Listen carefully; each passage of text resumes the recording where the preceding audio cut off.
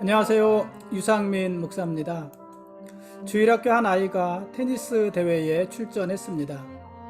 어제 예선에서 1승 1패, 오늘 본선에서 1승 1패입니다. 어제 첫 경기는 기권승, 두 번째 경기는 6대1 패. 오늘 본선 첫 경기는 6대1 승, 두 번째 경기는 6대0 패입니다. 그렇게 종합전적 2승 2패가 되었습니다. 처음 출전한 대회에서 재미있게 또 최선을 다한 경기였을 것입니다. 경기에 패한 후에 바로 짐 싸서 올라온다고 합니다. 앞으로 이 아이가 어떤 삶을 살아갈지 모르지만 어제 그 아이를 위해 기도하면서 그 앞에 펼쳐진 무한한 가능성에 놀라고 부러웠습니다. 앞으로 이 아이가 자기 삶을 어떻게 만들어갈지 참 기대가 됩니다. 오늘 토요일인데요. 오늘 토요일은 좀 쓸쓸했습니다. 이런저런 이유로 교회 다녀가는 분도 뜸했고 제 컨디션도 많이 떨어졌습니다. 내일이 주일인데 지금은 그냥 덤덤합니다. 오늘 말씀 보시겠습니다.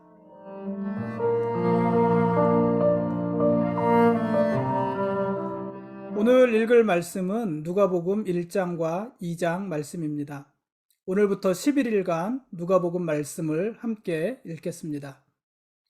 누가복음은 의사 누가가 기록했습니다. 누가는 사도 바울의 동역자로도 유명하지요. 바로 그 누가고요. 그래서 이 누가는 사도행전의 저자이기도 합니다. 누가복음과 사도행전 모두 누가가 기록한 책이고, 그래서 누가복음이 전편이라고 하면 사도행전은 후편이라고 할 수도 있습니다. 순서대로도 그렇습니다. 특이한 점은 의사 누가는 이방인이었다는 사실입니다. 누가는 보통 수리아의 안디옥 출신으로 알려져 있습니다. 그러니까 이 누가복음도 그렇고 사도행전도 그렇고 이방인이었던 누가에 의해서 기록되어진 것이고, 당연히 누가복음은 그 대상도 이방인들이었습니다. 그러니까 마태복음은 유대인들을 대상으로 전해진 복음서였잖아요. 그래서 유대적인 배경을 굉장히 많이 기록을 했는데 이 누가복음은 이방인들을 대상으로 쓰여진 복음서입니다. 직접적으로는 데오빌로 각하에게 보낸 누가의 편지이기도 합니다. 이 데오빌로가 누구인지 명확히 알 수는 없지만은 그의 호칭에 각하라는 이런 존칭을 붙인 것으로 보아서 아마 로마의 고위 관료가 아니었을까 싶습니다. 누가복음은요, 신약 성경 중에서 가장 아름다운 문학서이고 또 가장 완벽한 역사서로도 불립니다. 누가는 그의 풍부한 어휘력을 자유자재로 구사하면서 예수님의 사역을 아름답게 묘사했습니다. 그래서 문학서입니다. 어떤 성서학자는요, 마태복음은 장엄한 의식체이고 마가복음은 간략한 전기체인데 반해서 누가복음은 아름다운 문장체다, 이렇게 말하기도 했습니다. 그만큼 누가복음은 그 문장이 문학적이고 아름답다는 이야기입니다. 누가복음에는요, 아름다운 찬가가 여러 번 나오기도 합니다. 오늘 읽을 말씀에서 다 나오기도 하는데요. 엘리사벳이 마리아를 축복했을 때 부른 마리아의 찬가, 또 사가랴와 엘리사벳이 세례 요한이 출생했을 때 부른 사가랴의 찬가, 예수님이 정결 예식을 행하기 위해 예루살렘에 갔을 때 예수님을 보고 찬송했던 시므온의 찬가, 이런 이야기들이 기록되어져 있습니다. 누가복음에 특별하게 기록된 내용들이고요. 물론 다른 복음서에는 이런 찬가들이 기록되어져 있지 않습니다. 그래서 이 누가복음의 문학성을 나타내기도 합니다. 누가복음은 완벽한 역사서라고도 하는데, 누가복음을 완벽한 역사서라고 하는 이유 중 하나는요, 누가가 누가복음을 기록할 때 역사적인 순서대로 기록을 했기 때문입니다. 순서대로, 역사적인 사실을 그 순서대로 기록을 했다는 이야기고요. 또 누가는 자신이 기록하는 이 기록이 역사적인 사실에 근거한 것임을 아주 치밀하게 기록하기도 했습니다.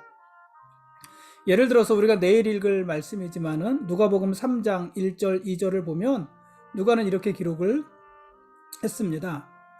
디베리오 황제가 통치한 지 15해 곧 본디오 빌라도가 유대의 총독으로, 헤롯이 갈릴리의 분봉왕으로, 그 동생 빌립이 디두레와 드라고니 지방의 분봉왕으로, 안나스와 가야바가 대제사장으로 있을 때에 하나님의 말씀이 빈들에서 사가랴의 아들 요한에게 임한지라. 장황하지 않습니까? 그러나 굉장히 중요한 역사적인 정보를 많이 주고 있지 않습니까? 누가는 세례 요한이 등장한 때에 로마의 황제가 누구였고, 그가 통치한 지 몇 년째였고, 당시 유다와 갈릴리와 디두레와 드라고닛의 분봉왕은 누구였고, 또 이스라엘의 대제사장이 누구였는지 등을 자세히 기록을 하고 있는 것입니다. 이런 기록은요, 역사 기록의 가장 기본이고, 이런 기록을 통해서 세례 요한이 등장한 때가 언제구나 하는 것을 역사적으로 증명할 수가 있는 것입니다. 당연히 마태복음이나 마가복음, 요한복음에는 세례 요한의 등장을 이렇게 구체적으로 기록하지 않습니다. 역사적인 사실 속에서 그 배경을 기록하지 않는다 하는 말입니다. 이 밖에도요, 누가복음은 특이한 점이 많이 있는데, 누가복음은 예수님이 유대인의 메시아일 뿐 아니라 온 인류를 구원할 메시아이심을 기록하고요, 특별히 사회적 약자들에 대한 배려의 복음을 기록하기도 합니다. 유대인들만의 메시아가 아니라 온 이방인들의 메시아, 인류의 메시아다, 이런 기록은 이 누가복음을 기록한 누가가 이방인이었으니까 당연한 거였겠죠. 그리고 이 당시 이방인들도 유대인들 관점에서 볼 땐 사회적 약자 아니었습니까? 배척의 대상이었으니까. 그래서 사회적인 약자에 대한 배려의 복음도 당연히 기록이 되어집니다. 누가복음에는 그래서 가난하고 병들고 억압받고 멸시받고 소외된 자들에 대한 관심과 돌봄이 예수님의 사역을 통해서 아주 따뜻하게 묘사가 되고 있습니다. 누가복음에서 부자는요, 주로 경계의 대상입니다. 경계해야 될 대상. 반면에 가난한 자에게는요, 주로 축복이 베풀어졌습니다.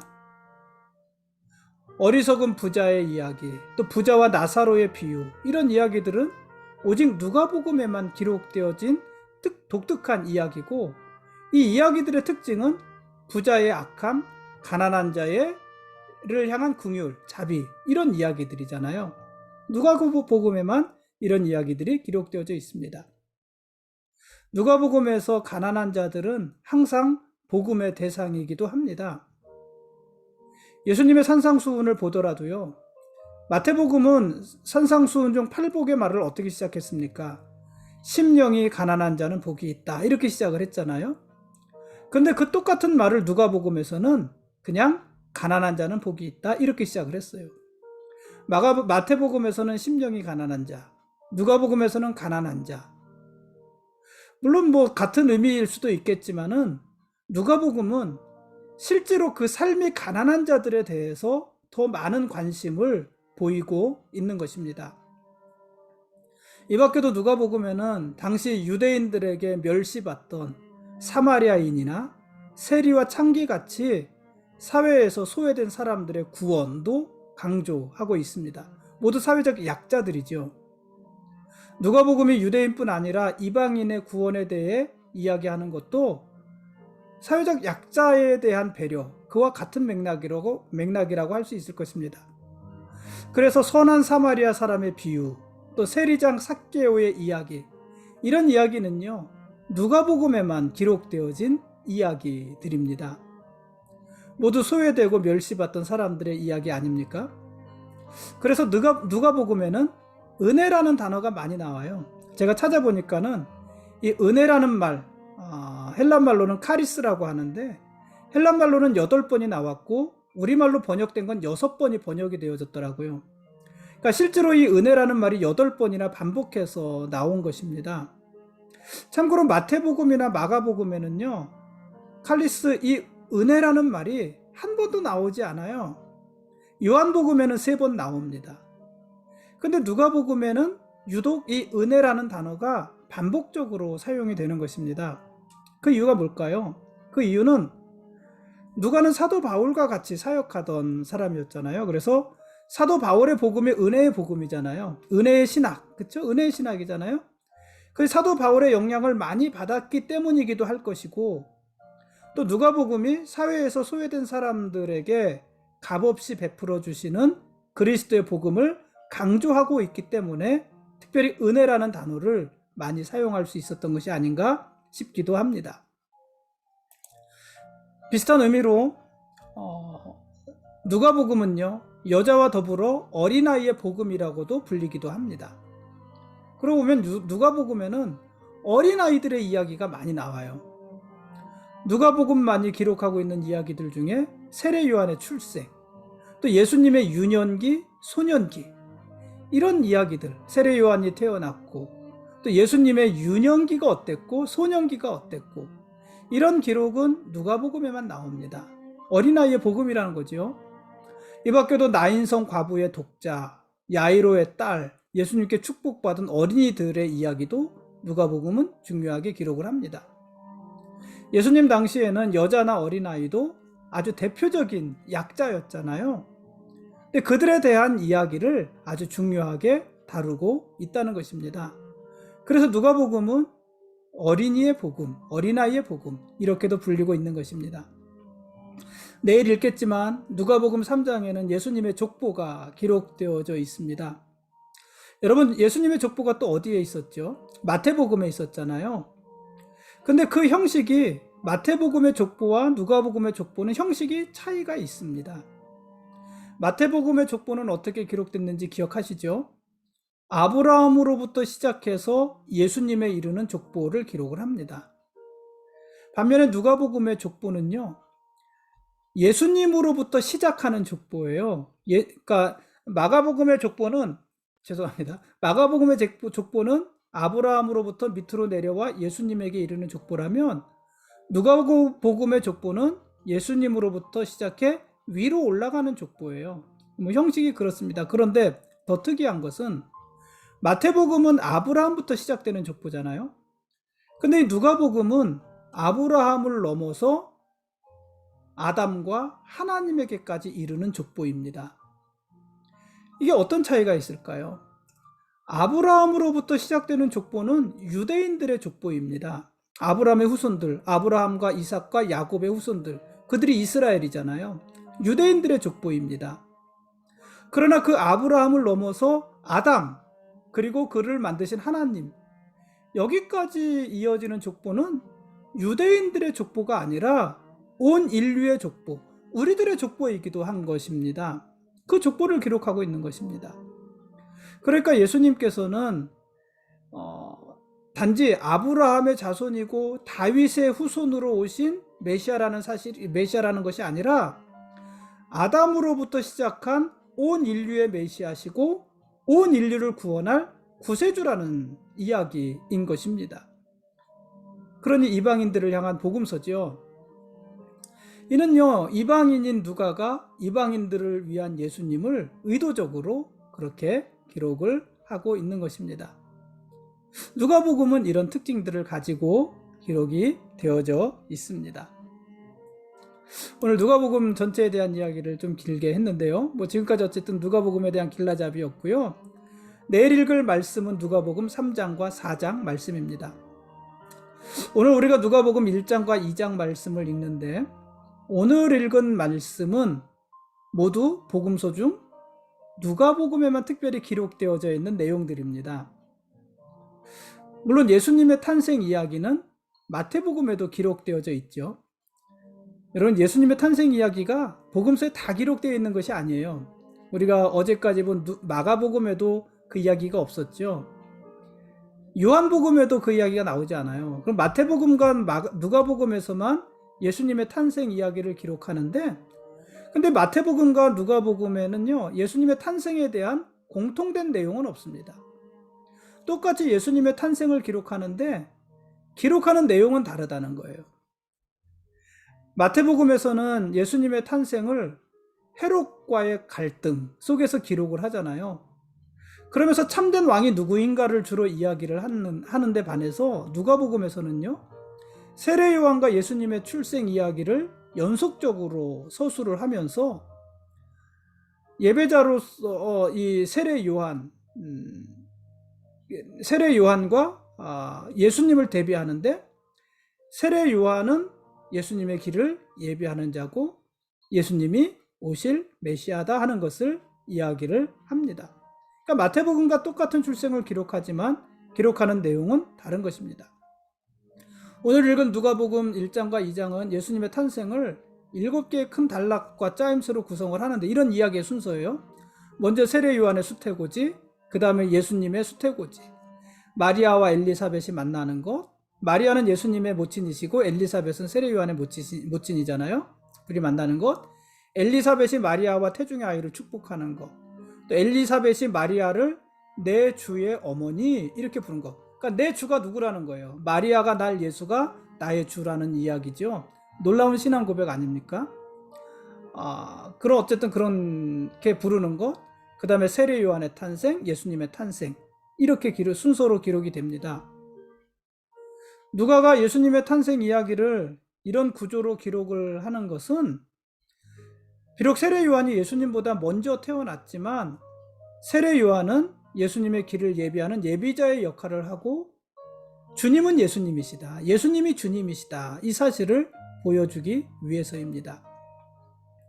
오늘 읽을 말씀은요, 또 성전을 중심으로 한 예수님의 유아기와 소년기도 기록을 합니다. 독특한 것이에요. 예수님의 유아기와 소년기를 기록했다는 것은. 어쨌든 그 이야기를 기록하고 두 개의 에피소드를 소개합니다. 하나님의 임재로 충만한 성전에서 시므온과 안나가 아기 예수님이 누구이신지, 또 그분이 어떤 사역을 감당할지에 대해서 예언하는 내용이 나오고요. 예수님이 12살 되었을 때 성전을 방문한 예수님이 성전을 내 아버지 집이다 이렇게 말씀을 하시면서 하나님과 자신의 독특한 관계를 밝히시는 내용도 이야기합니다. 또 예수님이 절기를 지키기 위해서 성전에 올라가셨다는 이야기, 또 성전에서 교사들과 이야기한 이야기, 이런 것들이 예수님이 12살 때 소년기에 있었던 일들이다 이렇게 기록을 하는 것이에요. 아무튼 이상이 오늘 우리가 읽은 누가복음 1장과 2장의 내용입니다. 여러분, 예수님은요 아주 특별하게 태어나셨잖아요. 천사가 예언했어요. 예수가 태어날 것을. 특별히 동정녀의 몸을 통해서 예수님이 태어나셨잖아요. 얼마나 특별하십니까? 하나님이 사람으로 오신 것이잖아요. 하나님이 성육신해서 사람으로 오신 거예요. 얼마나 특별합니까? 그러나 그렇게 특별하게 태어나신 예수님은요, 평범하게 사셨습니다. 예수님은 보통의 유대인 남자 아이처럼 난지 8일 만에 할례를 받았습니다. 예수님이 굳이 할례를 받으실 이유가 있었겠습니까? 근데 그게 평범함이었어요. 그 당시 유대 사회의 평범함이었어요. 그래서 예수님도 난지 8일 만에 할례를 받으셨고요. 예루살렘에 올라가서 정결 예식도 행하셨습니다. 다른 유대의 남자 아이들처럼 유월절을 지키기 위해서 예루살렘에 있는 성전을 방문하기도 하셨고요. 집에서는요, 부모님 하시는 일을 도우면서 부모님을 순종하여 받드시기도 하셨습니다. 모두 평범한 일들이에요. 일상적인 일들이에요. 모두가 하는 일들이에요. 그래서 예수님은 특별하게 태어나셨지만 이렇게 평범한 삶을 살아가셨습니다. 그러나 또 한편으로 예수님은 평범하게 사셨지만은요, 항상 특별하셨습니다. 예수님은 12살에 성전에 올라가서 선생님들과 이야기를 나눴는데요. 그때 그 지혜와 대답이 놀라웠어요. 모두를 놀래켰다 하는 것이에요. 비범했던 것이죠. 특별했던 것이죠. 예수님은 그때 이미 성전이 아버지의 집이라는 것을 알고 그렇게 고백했고요. 그리고 예수님은 지혜와 키가 자라면서 하나님과 사람에게 더욱 사랑스러워 가셨다, 이렇게도 기록을 했습니다. 특별한 것입니다. 여러분, 예수님이 그러셨다면 그분을 따르는 우리도 그래야 되지 않을까요? 우리는요, 평범한 일상의 삶을 성실하게 잘 살아야 됩니다. 보통의 삶, 평범한 삶, 일상의 삶을 잘 살아야 됩니다. 왜냐하면 우리는 하나님만 바라보면서 사는 사람들이 아니기 때문이에요. 우리는 이미 구원받아서 하나님 나라에 속해 있지만 아직 이 땅에 살고 있는 사람들이잖아요. 그러니까 우리는 하나님만 바라보면서 살면은요, 그거는 뭐가 되겠습니까? 뭐 이상가라고 할 수는 없고, 뭐 광신도라고 해야 될까요? 뭐 그렇게 되지 않겠습니까? 우리는 이 땅을 봐야 됩니다. 이 땅에서의 평범한 삶을 잘 살아야 된다는 이야기입니다. 그러나 다른 한편으로 우리는 하나님과의 관계가 특별해야지 되고, 하나님께서 부어주시는 지혜와 은혜가 항상 충만해야 됩니다. 특별해야 된다는 거예요. 왜냐하면 우리는 하나님 앞에 구별된 성도들이고 그분의 거룩한 백성들이기 때문입니다. 그러니 특별해야지요. 그래서 우리는 평범함과 특별함, 이 두 가지를 다 가지고 살아야 하는 것입니다. 아무튼요, 오늘부터 11일간 누가복음 말씀을 읽으면서 이런 평범함과 특별함이 우리 모두 위에 함께 했으면 좋겠습니다. 오늘은 여기까지 하겠습니다. 예수님이 우리의 왕이십니다. 그리고 우리는 그분의 거룩한 백성들입니다. 고맙습니다.